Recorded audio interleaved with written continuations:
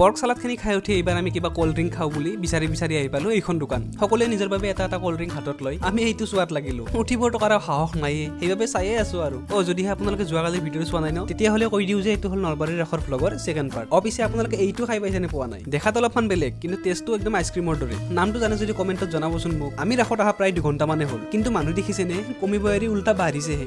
বাদ দিয়ক মানুহৰ কথা, আহক এইবাৰ আমি এই মিক্স ভাজাটো খাওঁ। আপোনালোকে ভাবিছে চাগে যে আহাৰ পৰা এই শুকুৱাটোৱে খাইয়ে আছে, কিন্তু কিনো কৰিব, যোনপিনে চাই ন চব খোৱা বস্তুৰ দোকানেই দেখিব। এইপিনে জিভাহে কি মানতা নেহি, খাওঁ কৰতাহে। এইবাৰ আকৌ লগৰ কেইটা অৰ্ডাৰ কৰিলে নহয়। এটাই অৰ্ডাৰ দিলে চিকেন আৰু এটাই দিলে পৰ্ক। মোৰনো আকৌ কি, খাবহে লাগে, সেইবাবে দুইটাৰ পৰা অলপ টেষ্ট কৰিলো। খাই মেলি এইবাৰ আমি আহিলো ইণ্ডিয়া গেট চাবৰ কাৰণে। বৰ ধুনীয়াকে বনাইছে কিন্তু দেই। ইণ্ডিয়া গেট চাই উঠি আমি অৱশেষত ঘৰলৈ যাব ওলালো, কিন্তু কিবা এটা আধৰুৱা লাগি আছিল। পিছতে গম পালো এইটো বস্তু। জিলাপি নাখালে যে ৰাস পূজা একোৱে ভাল নালাগে, হয়নে বাৰু কথাটো? জিলাপিৰ লগতে বাকলি বাদামো পেক কৰি লয়, লগতে খাই 2024ৰ ৰাস ইয়াতে সামৰো। লগ পাম অন্য এটা ভিডিঅ'ত, তেতিয়ালৈকে বাই বাই।